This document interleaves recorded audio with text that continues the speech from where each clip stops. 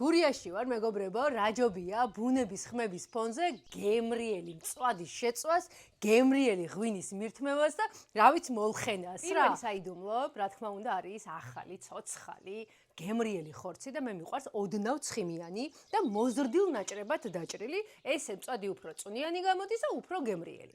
სანამ ცეცხლი დაინთება თოკაანთებს ცეცხლს, მანამდე ესე უცებ დავამარინადოთ ხახვით და ეხლა ჩავნაყე შავი წიწაკის მარცვალი.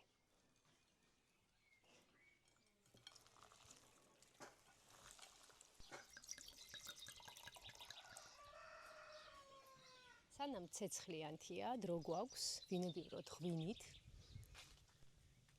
ამასობაში ხორციც დამარინადდება, გაიშლება გურული სუფრა და დაიწყება მოლხენა.